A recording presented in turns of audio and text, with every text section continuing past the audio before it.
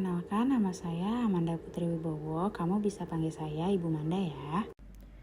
Baik, Bu Manda. Kamu rumahnya di mana? Di Lubang Buaya, Bu. Wah, deket ya ternyata dari sini. Kesini sendiri atau diantarin? Sendiri, Bu. Saya bawa motor. Oh, baik. Kalau boleh tahu, kamu tahu tempat ini dari mana? Saya direkomendasikan oleh teman sekelas saya. Oh alah, seperti itu. Kamu sebelumnya pernah melakukan konsultasi atau pertama kali nih? Saya melakukan ini baru pertama kali, Bu. Baik, dikarenakan kamu baru pertama kali ya untuk melakukan layanan konsultasi, maka saya akan jelaskan terlebih dahulu ya Kak. Layanan konsultasi ini merupakan layanan konseling oleh konselor saya sendiri kepada konsulti, yaitu kamu, dengan tujuan untuk memperoleh wawasan, pemahaman, dan cara-cara yang perlu dilakukan kamu sendiri dalam rangka membantu terselesaikannya masalah yang dialami oleh pihak ketiga. Di dalam bimbingan konseling ini terdapat 3 asas yang harus kamu ketahui, yaitu asas kerahasiaan, konsulti, dan pihak ketiga. Hal-hal yang menyangkut diri dan masalah akan kami rahasiakan secara ketat dengan jaminan untuk terjaganya rahasia konsulti dan pihak ketiga itu. Kamu di sini diharapkan untuk bersikap sukarela datang sendiri kepada konselor untuk melakukan konsultasi. Selanjutnya, kamu yang terbuka mengemukakan dan mendiskusikan berbagai hal, baik berkenan dengan diri kamu sendiri maupun permasalahan pihak ketiga untuk suksesnya proses konsultasi. Apakah kamu sudah paham tentang layanan konsultasi ini? Baik, Bu. Saya sudah paham. Kita mulai konsultasi hari ini. Kalau boleh tahu, ada yang bisa saya bantu? Saya sedang mempunyai masalah yang memang cukup mengganggu pikiran saya, Bu. Baiklah, apakah kamu bisa menceritakan permasalahan yang sedang kamu alami sekarang? Saya kan punya temen, Bu. Dia ini sekarang sifatnya rada berubah. Dia jadi sering gampang marah, tapi kadang juga sering nangis di depan saya, Bu. Saya yang melihat teman saya seperti itu rada mengganggu pikiran saya, Bu, karena saya kepikiran dengan teman saya. Kayaknya dia punya masalah deh. Saya merasa gak nyaman sekali dengan perubahan yang ada dalam diri teman saya. Terus dia juga suka bengong, Bu. Lalu tiba-tiba cemas gitu, Bu, dilihat dari raut wajahnya. Kalau boleh saya tahu, sifat teman kamu awalnya seperti apa ya? Sehingga kamu bisa bilang kalau teman kamu itu berubah. Teman saya itu sifat aslinya dia sabar banget, Bu. Memang jika ada masalah, dia lebih baik mendem sendiri sih, Bu. Dia bakalan cerita jika dia udah gak bisa buat nyelesain masalah sendiri, Bu. Memangnya masalah ini sudah berlangsung berapa hari, Kak? Kira-kira sih udah 5 hari ini, Bu. Apakah teman kamu sudah menceritakan masalah ini ke kamu? Sudah, Bu. Makanya saya kesini untuk melakukan konsultasi ke Ibu. Kalau boleh saya tahu, apakah kamu tahu awal mula dari kejadian tersebut? Mulainya teman saya cerita bahwa keluarga ayahnya selalu membandingkan soal prestasinya dengan saudara-saudaranya. Dia harus menjadi seorang guru dikarenakan keluarga dia memang semuanya PNS, turun-temurun, dan dari keluarga ayahnya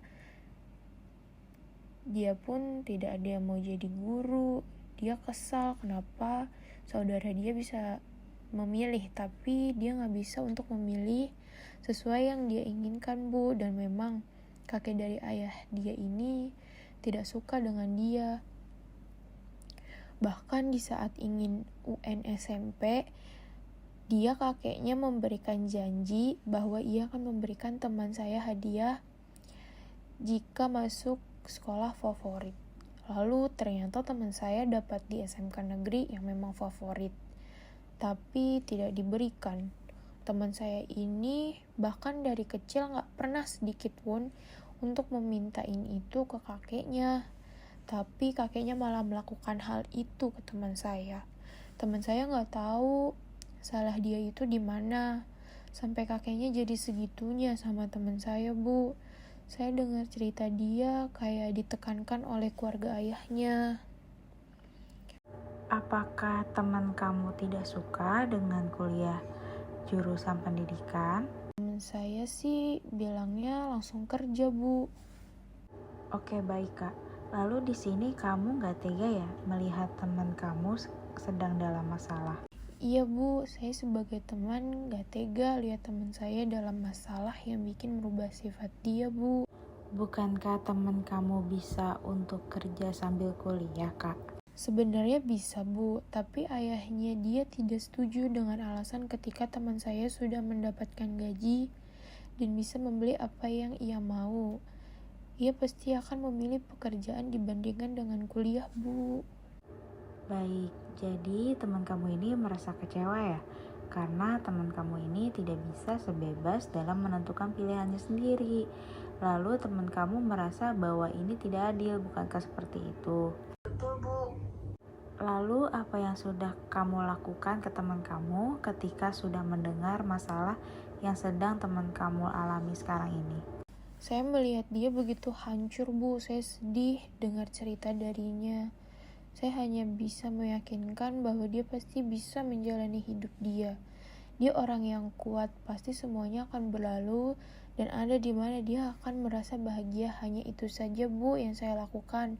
Pelan-pelan saya berusaha menenangkan dia, Bu. Berarti kamu sedih juga ya, karena kamu mendengar cerita masalah teman kamu, karena kamu juga bingung ya untuk membantu apa lagi selain menasihatinya ya Kak. Iya, Bu, hanya menasehatinya karena hanya saya teman dekat dia, Bu. Jika boleh saya sarankan ke kamu, kamu tetap harus selalu ada ya Kak untuk teman kamu. Mungkin ketika teman kamu sedang tidak bisa mengkontrol emosinya, kamu berusaha untuk meredakan emosinya, mungkin dengan memberikan waktu terlebih dahulu untuk teman kamu menyendiri.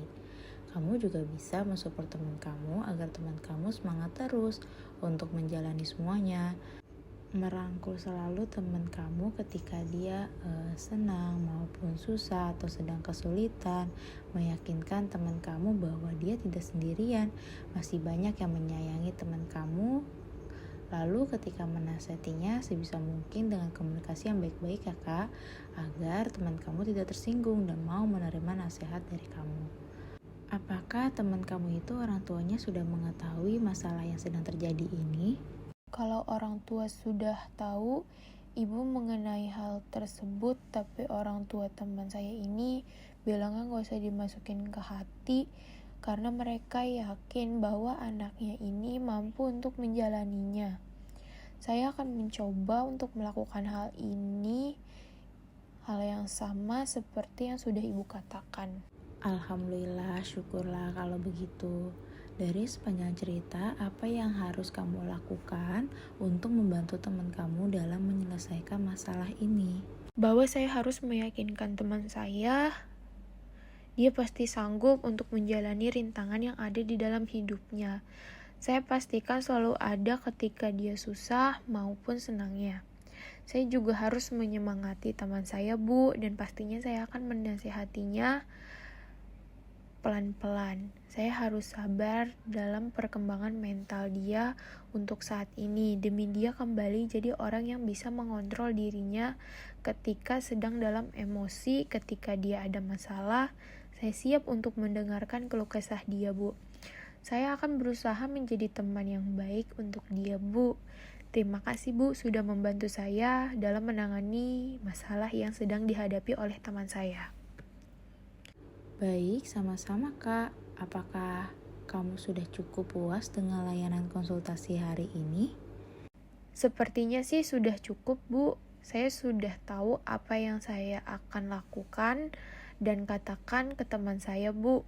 Ketika saya nanti ketemu teman saya akan memberitahu kepada dia sesuai dari apa yang Ibu katakan dan arahkan kepada diri saya. Syukurlah kalau begitu. Apakah kamu ingin melakukan layanan konsultasi lagi minggu depan? Baik, Bu. Nanti saya kabari jika ingin melakukan konseling kembali. Baiklah kalau begitu. Jika ingin melakukan layanan konsultasi lagi, nanti saya bisa aturkan kembali ya jadwalnya untuk minggu depan. Baik, Bu. Saya pamit ya, Bu.